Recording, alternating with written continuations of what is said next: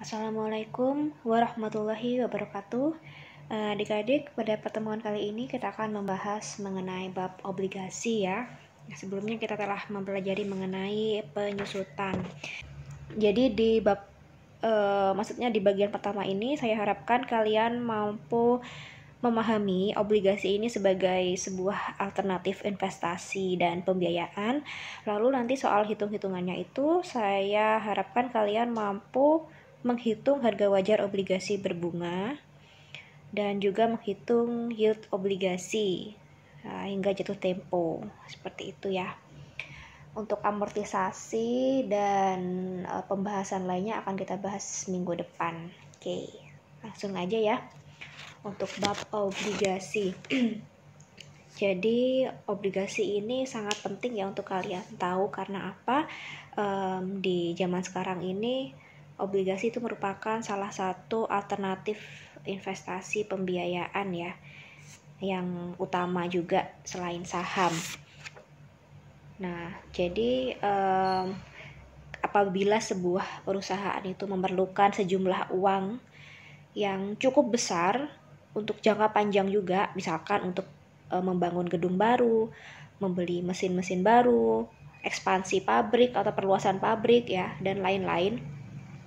Nah, perusahaan itu dulunya cuman bisa pinjam ke bank. Nah, ini ya contohnya pinjam bank tuh ini atau namanya tuh pembiayaan tak langsung, indirect financing. Jadi ya ada 3 pihak di sini, ada pihak yang meminjam uang atau pihak yang defisit kas, ya defisit kan kurang gitu, dia kurang kas, kurang uang atau yang memerlukan uang. Ada pihak perantaran keuangan atau financial intermediary atau bank, pihak bank ya, atau lembaga keuangan istilahnya. Dan di sini ada pihak yang berlebih uang atau memiliki surplus kas. Misalkan kalian nabung di bank tuh berarti kalian pihak yang surplus kas. Kalian punya uang berlebih dan akan disalurkan oleh bank kepada orang-orang yang membutuhkan pembiayaan. Nah, gitu ya. Namanya itu pembiayaan tak langsung karena ada perantara keuangan. Ada perantara yang memperoleh keuntungan sehingga keuntungan dari pihak pemegang kas surplus berkurang dan pihak kas defisit harus membayar bunga lebih tinggi ya. Ilustrasinya gini aja. Kalian menabung di bank, maka uangnya akan disalurkan kepada debitor, orang yang meminjam uang, orang yang kas defisit ya. Nah, maka dia tentunya akan membayar bunga kredit ya, namanya bunga kredit, yaitu sebesar 14% misalkan ya, 14%. Lalu bank tersebut tentunya sebagai balas jasa karena Anda telah menyalurkan uang Anda dalam bentuk deposito atau tabungan, maka bank akan memberikan bunga pinjaman sebesar 7%. Mengapa lebih kecil? Ya karena selisihnya tentunya akan menjadi keuntungan bank yang namanya spread ya, atau net interest margin. Nah, 7%-nya lagi akan dikonsumsi bank atau akan dinikmati oleh bank. Nah, sebagai jasanya ia telah menjembatani kepentingan orang yang kas surplus dan orang yang kas defisit. Nah, itu ya, sehingga mungkin di sini biayanya akan lebih mahal. Karena apa? Karena ada sebagian bunga kredit yang dinikmati oleh perantara keuangan gitu. Namanya itu pembiayaan tidak langsung atau indirect financing. Nah, maka namanya ada lagi pembiayaan langsung atau direct financing, di mana tidak ada perantara atau tidak ada financial intermediary. Jadi hubungan antara pinjam meminjam sudah antara ini ya, orang yang surplus kas dan orang yang defisit kas, udah antara dua pihak itu aja. Tidak ada perantara sehingga keuntungan dari pihak pemegang kas surplus lebih besar. Oh ya, pihak pemegang kas surplus tadi kan kita ya, jadinya kita cuma dapat 7%, maaf. Dan pihak kas defisit membayar bunga lebih rendah. Nah, ini ya contohnya ya. Apabila proses pinjam meminjam hanya antara dua pihak seperti ini, maka kas surplus yang tadinya ngasih dana, maka dia kas defisit ini atau orang yang debiturnya ya akan memberi bunga sebesar 10% dan tidak ada yang dikurangi untuk pembayaran jasa bank. Tidak ada spreadnya ya, karena langsung bongkol gitu ya. wungkul diberikan kepada orang yang surplus kas. Dari yang awalnya orang yang surplus kas ini cuma mendapat 7%, dia sekarang dapat 10%. Dari yang awalnya orang yang defisit kas ini membayar 14%, dia sekarang cuma membayar 10%. Tentunya akan lebih disukai ya, lebih menarik daripada pembiayaan tidak langsung. Nih ya, pihak pemegang kas surplus lebih menyukai menerima bunga 10% daripada 7%, dan pihak kas defisit lebih suka membayar 10% daripada 14%. Nah, ini ya obligasi itu ya. Obligasi itu apa? Obligasi itu surat hutang ya. Pendeknya adalah surat hutang. Obligasi merupakan surat hutang jangka panjang yang dikeluarkan peminjam atau emiten, emiten ini bisa berupa perusahaan, pemerintah gitu ya, kepada pemberi pinjaman atau investor. Daya tarik obligasi sebagai investasi adalah investor mendapatkan pengembalian yang lebih besar daripada bunga deposito. Nah, bisa dilihat dari ilustrasi yang tadi kita bahas ya, atau tabungan, dan sifatnya yang cukup liquid sebagai produk pasar modal. Jadi misalkan liquid itu apa? Liquid itu bisa dicairkan kembali menjadi uang kas gitu ya. Jadi dengan mudahnya kita menjual belikan obligasi itu di bursa efek. Daya tarik obligasi sebagai surat hutang adalah tingkat bunga yang dibayarkan itu lebih rendah daripada bunga pinjaman bank ya. Jadi misalkan emiten itu apabila dia meminjam di bank tuh tentunya akan membayar bunga yang lebih tinggi daripada membayar bunga obligasi, atau namanya ini ya kupon obligasi. Dan investor obligasi mengharapkan mendapatkan imbal hasil atau namanya yield ya. Yield itu adalah imbal hasil atas investasinya. Jadi selain bunga atau kupon ya, investor ini bisa mendapatkan imbal hasil atau yield. Nah, nanti akan kita hitung sama-sama. Yield itu apa sih? Nah, ini obligasi. Kita bahas yield dulu ya. Misalkan ya, sebuah obligasi itu harganya 1 miliar yang jatuh tempo 5 tahun lagi, membayar bunga 10% per annum, per tahun, dan bunga dibayar setiap 6 bulan. Nah, J2 sama dengan 10% ya, jadi tiap semester. Kenapa J2? Karena dalam 1 tahun ada 2 kali periode pembayaran bunga. Berapa yield yang diperoleh investor tergantung pada harga pembelian yang dibayarkan investor. Nah, ini ya, jika investor membayar 1 miliar, ia menerima 50 juta setiap 6 bulan. Nah, ini I ya, C, kuponnya ya, bunga atas obligasinya udah dihitung tadi tuh. Berarti setiap 6 bulan dia cuma dapat 50 juta ya, sehingga yield adalah tepat J2 sama dengan 10%. Nah, jadi di sini pada titik ini kupon itu sama dengan yield, atau C sama dengan I. Jika jumlah yang dibayar investor lebih besar dari 1 miliar, maka yield yang didapat kurang dari 10%. Nah, gitu ya. Jadi misalkan investor ini membayar atau membeli obligasi itu, ternyata itu di atas harga wajarnya. Nah, maka yield atau imbal hasil yang didapat tuh kurang dari 10% ya, karena dia membayar lebih, akhirnya dia malah mendapatkan kurang daripada bunga yang seharusnya ia peroleh. Sebaliknya, jika jumlah yang dibayar investor kurang dari 1 miliar, maka yield menjadi lebih besar dari 10% per tahun. Nah, dia misal kayak kalian gitu ya, ada barang yang seharusnya barang itu dinilai 1 juta gitu ya, tapi kalian dapat harga misalkan 500.000 gitu dari teman kalian. Nah, akhirnya kalian kan punya istilahnya punya premi atas mendapatkan barang itu dengan harga 500.000 dari yang awalnya 1 juta. Harga wajarnya itu 1 juta, tapi kalian mendapatkannya 500.000. Berarti kalian ada yield ya, ada yield atau ada preminya istilahnya lah, ada selisihnya itu lah, yaitu sebesar 500.000. Nah, seperti itu ya. Jadi selain dapat bunga, kalau di obligasi ini investor itu bisa mendapatkan yield atau imbal hasil. Nah, jadi obligasi yang berbunga ya, obligasi berbunga merupakan obligasi yang memberikan bunga secara periodik kepada pemegangnya. Setiap obligasi berbunga memuat nilai nominal besarnya hutang yang akan dilunasi pada saat jatuh tempo. Nilai nominal tuh kayak future value ya, future value-nya obligasi. Lalu tanggal jatuh tempo yaitu tanggal pelunasan obligasi. Dan tingkat bunga obligasi atau kupon yang biasanya dinyatakan per tahun atau per annum. Jadi dinyatakannya bukan per periode pembayaran ya, tapi per tahun. Tanggal pembayaran bunga, apakah bunga setahun sekali atau setahun 2 kali. Jadi wajarnya obligasi itu dibayarkan setahun sekali atau setahun 2 kali gitu. Nah, ini untuk menentukan harga wajar atas suatu obligasi, kita perlu mempresent value-kan seluruh arus kas yang akan kita dapatkan apabila kita membeli sebuah obligasi. Arus kasnya apaan aja sih? Ya enggak.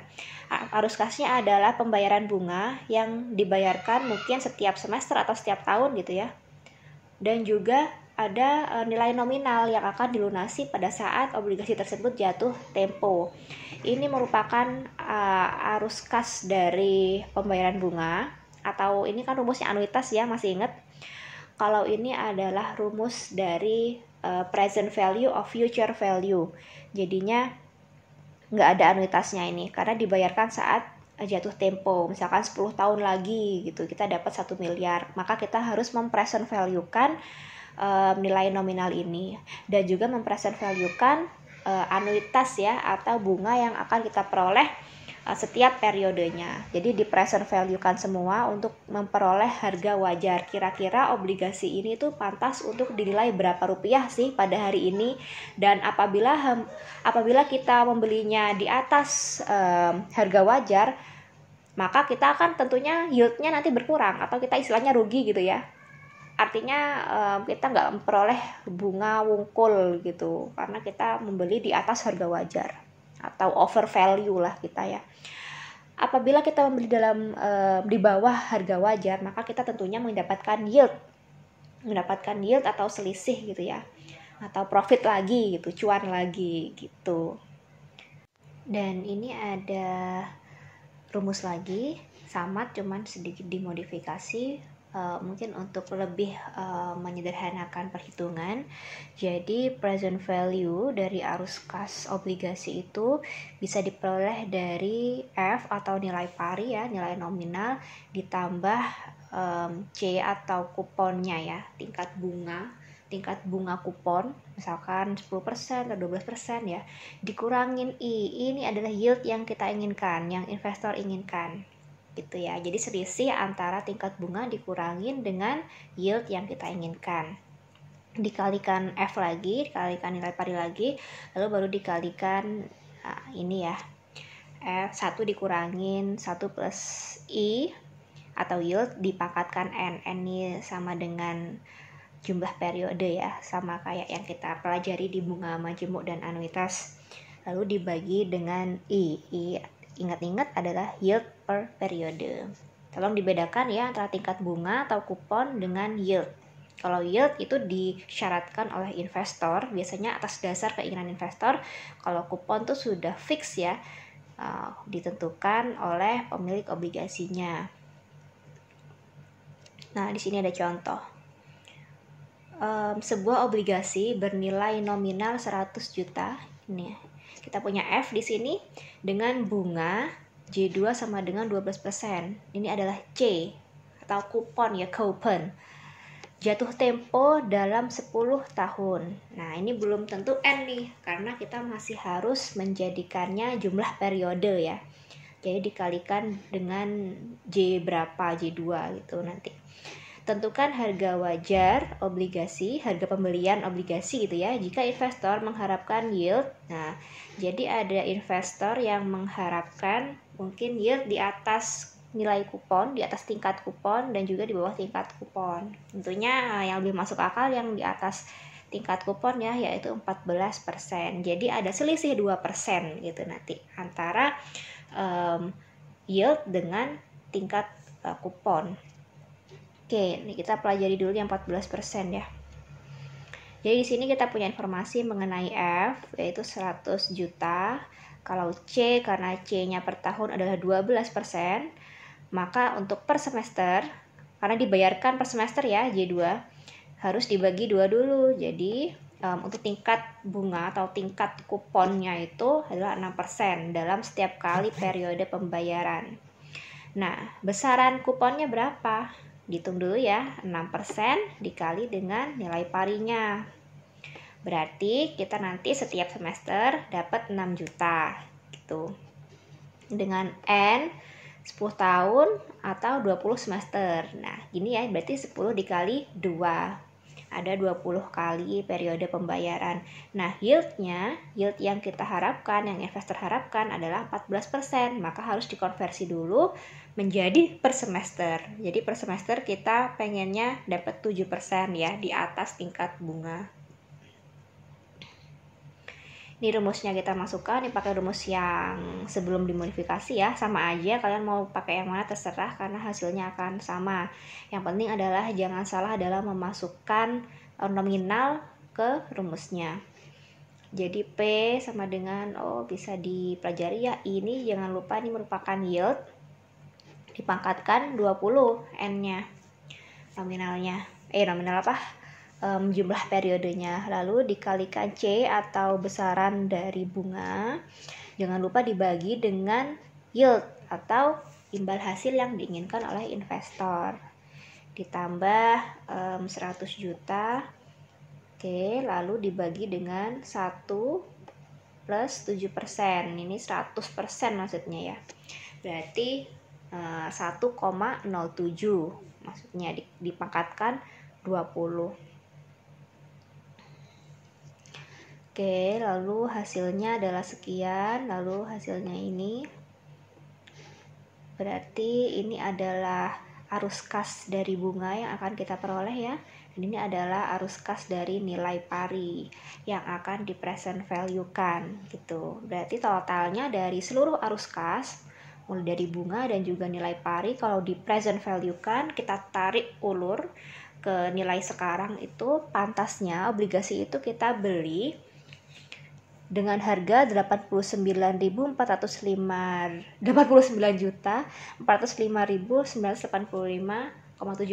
rupiah gitu. Kalau kita membeli di atas harga ini, maka nanti yield kita semakin mengecil. Oke, apabila ya kita membeli atau mendapatkan obligasi itu di bawah harga ini, maka yield kita akan semakin besar ya. Semakin murah kita akan dapat yield semakin besar. Nah, ini kalau ini pakai 10%, maka akhirnya harganya semakin mahal gitu. Jadi investor itu kalau ini akhirnya ini ya malah pengen rugi gitu ya, malah pengen mendapatkan kurang dari tingkat bunga yang seharusnya gitu. Nah, di sini juga ada yang namanya obligasi yang dapat ditebus atau namanya callable bonds. Jadi pada umumnya emang obligasi itu akan dilunasi pada saat jatuh tempo. Namun ada beberapa obligasi yang dapat ditebus oleh emiten atau perusahaan penerbitnya itu ya, itu malah sebelum jatuh tempo. Nah, namanya disebut callable bonds. Nah, hak penebusan ini digunakan emiten jika tingkat bunga pasar lebih rendah gitu ya daripada tingkat bunga obligasi. Nah, akhirnya lebih menguntungkan di pihak emiten ya, karena dia kalau misalkan melihat bunga di pasar tuh lebih rendah, maka dia akan menarik lagi obligasi yang dipegang oleh investor. Karena apa? Karena dia membayar investor lebih mahal daripada bunga yang berlaku di pasar. Jadi mending dia tarik lalu dia lepas di pasar lain yang akhirnya mewajibkan dia untuk membayar bunga yang lebih rendah daripada ke investor tersebut. Dan tidak digunakan jika tingkat bunga pasar lebih tinggi daripada tingkat bunga obligasi. Nah gitu ya. Oleh karena itu callable bonds ini menguntungkan emiten dan malah merugikan investor karena bisa tiba-tiba itu ditebus ya oleh emitennya. Nah, callable bonds itu menimbulkan masalah dalam perhitungan harga wajar karena jangka waktu obligasi hingga dilunasi itu akhirnya tidak pasti, atau N-nya itu akhirnya nggak pasti. Oleh karena itu investor itu harus menghitung harga obligasi, harga wajarnya ya, yang menjamin yield yang diinginkan dapat tercapai. Jadi gimana pun caranya investor tuh harus memasang yield, akhirnya sebagai tolak ukur apakah saya harus mengambil sebuah obligasi itu apa tidak. Nah, dan atau tanpa digunakannya hak penebusan oleh emiten gitu. Oke, jadi dihitung ulang. Nanti yang berbeda hanya N-nya kok, tenang aja. Jadi ini contohnya ya, obligasi PT CBA dengan nilai nominal atau nilai pari maksudnya nih 10 miliar rupiah berjangka waktu 20 tahun, N-nya 20 jangka waktunya 20 tahun dengan kupon J2 sama dengan 11%, berarti nanti N-nya adalah 40 ya. Tetapi dapat ditebus pada nilai pari setelah 15 tahun. Jadi sewaktu-waktu setelah 15 tahun emiten tuh dapat menarik ya atau menebus obligasi yang dipegang oleh investor dalam kurun waktu 15 sampai 20 tahun itu. Nah, hitung harga pembelian yang menjamin investor mendapatkan yield minimum 13%. Oke, kita punya informasi mengenai F atau nilai pari yaitu 10 miliar ya. Dengan N 20 kali 2 40 semester. Nah, di sini ini kan N jatuh tempo. Kalau ini adalah N penebusan. N penebusannya ada berapa tahun? 15 tahun. Berarti otomatis ada 30 semester. Untuk C atau tingkat kuponnya adalah 11% per tahun, di mana per semesternya akhirnya dibagi 2, menghasilkan 5,5% per semester. Untuk besaran kuponnya sendiri dalam per semester adalah 5,5% dikali 10 miliar. Berarti tiap semester kita dapat 550 miliar ya. Ingat, ini adalah kupon, bukan yield atau imbal hasil. Imbal hasilnya sendiri tentunya di atas, pengennya di atas tingkat bunga ya, yaitu 13%. Sehingga I per semester adalah 6,5%. Nah, kita hitung dulu nih, kalau misalkan kita pakai 15 tahun dan kita pakai 20 tahun. Ini ya. Jika obligasi ditebus setelah 15 tahun, maka harga wajar.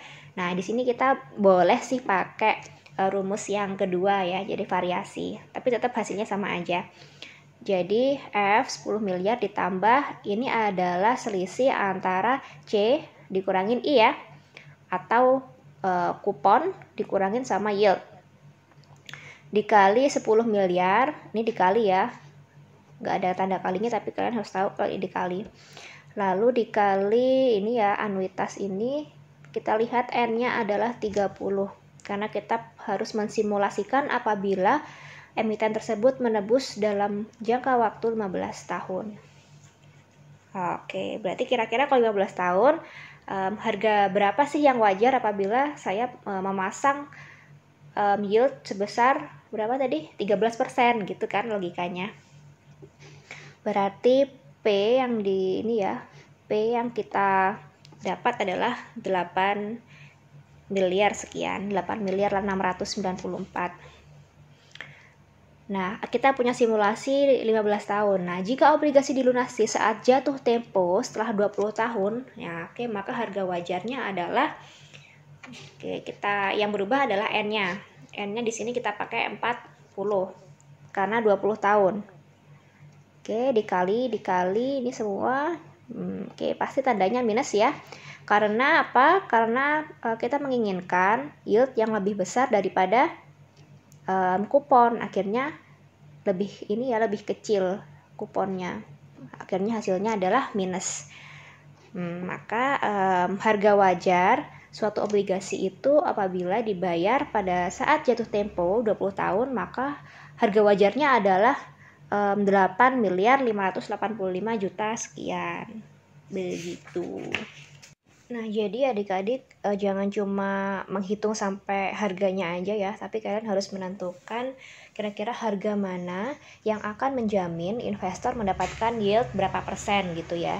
Berarti kalian harus mencari harga yang paling murah di antara beberapa alternatif. Karena apa?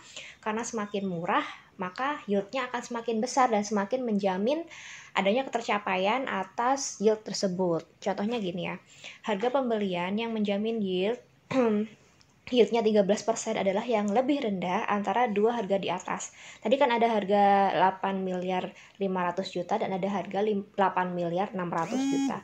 Maka diambil yang paling murah ya. Dengan membayar sebesar ini atau yang dilunasi dalam waktu jatuh tempo ya, bukan 15 tahun. Dengan membayar sebesar ini dan obligasi dilunasi pada saat jatuh tempo atau 20 tahun, yield investor akan tetap 13%. Paham? Jika ternyata obligasi ditebus setelah 15 tahun, yield yang diterima investor malahan lebih besar, alhamdulillah ya, daripada 13%. Jika investor membayar 8 miliar 600 juta untuk obligasi di atas, ia akan memperoleh yield 13%. Kalau misalkan ditebus ya, hanya jika obligasi ditebus setelah 15 tahun. Lah kalau misalkan obligasi tersebut sayangnya nggak ditebus dalam 15 tahun atau ditebus dalam 20 tahun, nah maka yieldnya akan lebih rendah daripada 13%, seperti itu. Karena nanti harganya tentunya akan semakin mahal. Seperti itu, paham ya? Jadi diambil yield yang paling rendah, harga yang paling rendah di antara beberapa pilihan. Ada contoh lagi nih seperti ini. Contoh 10.3, PT XYZ menerbitkan obligasi dengan nilai pari 1 miliar rupiah berjangka waktu 20 tahun atau jatuh temponya 20 tahun ya, dengan bunga 12%. Obligasi tersebut dapat ditebus pada akhir tahun ke-10 pada harga 110. Nah, maksudnya 110 ini merupakan bahasa dalam perdagangan obligasi ya, artinya 110% dari nilai pari. Jadi kalau misalkan ada harga 130 itu, maka harga yang diperjualbelikan adalah 130% dari nilai pari. Atau pada akhir tahun ke-15 pada harga 105, artinya 105% dari nilai pari. Jadi ada dua pilihan untuk menebus ya. Ada yang 10 tahun dan 15 tahun dengan harga yang berbeda pula. Berapa harga obligasi yang menjamin investor memperoleh yield minimum 11%. Nah, jadi investor ini harus menentukan harga wajar yang mampu menjamin ia tetap mendapatkan yield minimal 11%, entah itu di skenario 10 tahun, 15 tahun maupun yang 20 tahun gitu. Oke, jadi yang skenario yang pertama kita menghitung terlebih dahulu yang 10 tahun ya. Jadi kita list dulu yang diketahui apa aja. Yang pertama adalah harga nilai pari saat ditebus selama jatuh tempo ya, yaitu 1 miliar. Kalau ditebus dalam jangka waktu 10 tahun, maka harganya jadi 110 atau 110% dari nilai pari, yaitu 1 miliar 100 ribu. Kalau ditebus dalam waktu 15 tahun, maka harganya 105 atau 105% dari 1 miliar, yaitu 1 miliar 50 ribu. Dengan N jatuh tempo adalah 20 tahun, 40 semester ya. Kalau N penebusan ada 2 tadi, 10 tahun atau 20 semester, dan 15 tahun atau 30 semester. Untuk tingkat kuponnya sendiri ada 12% per tahun, yaitu apabila dikonversi menjadi semester adalah 6%. Dengan C ini besaran dari kuponnya sendiri adalah 6% dikali 1 miliar, yaitu 60 juta. Kalau I yaitu yield yang disyaratkan oleh investor, yang diinginkan oleh investor adalah 11% per tahun. Jadi 5,5% per semester. Oke, harga wajar jika obligasi ditebus setelah 10 tahun ya. Jadinya skenario pertama. Yang berbeda apa? Yang berbeda adalah ini. N sama nilai parinya. Nilai parinya harganya kan beda 110% ya. Jadi yang masukin aja semuanya, cuman yang berbeda adalah jumlah periode di sini juga, lalu ada nilai pari. Oke, dihitung aja seperti biasa. Lalu hasilnya adalah 1.094 juta. Harga wajar jika obligasi ditebus setelah 15 tahun, kita masukkan N-nya ketika ditebus selama 15 tahun. Lalu ini adalah nilai pari saat obligasi tersebut ditebus setelah 15 tahun, yaitu 105%. Ini juga hati-hati. Lalu dihitung seperti biasa, maka hasilnya adalah 1.082 juta. Ini apabila obligasi tersebut ditebus setelah 15 tahun. Kalau yang 20 tahun, harga wajar jika obligasi ditebus setelah 20 tahun. Yaitu ini ya, N-nya diganti. N-nya juga disesuaikan. Lalu di sini ada 1 miliar karena tidak ada perubahan nilai pari. Maka harga yang terendah ini ya, harga yang menjamin yield minimum investor itu 11% adalah harga terendah di antara ketiga harga di atas, yaitu 1.080.000, seperti itu. Jadi simpelnya sih ambil waktu penebusan itu yang paling lama, karena nanti harganya akan semakin murah dan akan semakin memberikan yield yang semakin tinggi pada investor, seperti itu. Jadi misalkan apabila investor itu ditebus obligasinya oleh perusahaan dalam jangka waktu kurang dari 20 tahun, maka yieldnya akan semakin besar gitu. Kalau di atas 20 tahun kan nggak ada skenarionya gitu. Jadi kita jaga-jaganya aja. Oh, jadi nanti kalau aku ditawari obligasi yang dapat ditebus dalam waktu 10 tahun dan 15 tahun dengan jatuh tempo 20 tahun, maka harga yang akan saya pertimbangkan adalah 1.080.000. Di atas itu saya nggak mau dan di bawah itu saya ambil. Nah, seperti itu ya. Jadi patokan investor ya untuk mengambil harga apabila dia ditawari obligasi oleh perusahaan. Nah, seperti itu ya. Oke, semoga bermanfaat. Adik-adik saya harapkan dapat mengerjakan soal-soalnya semua. Wassalamualaikum warahmatullahi wabarakatuh.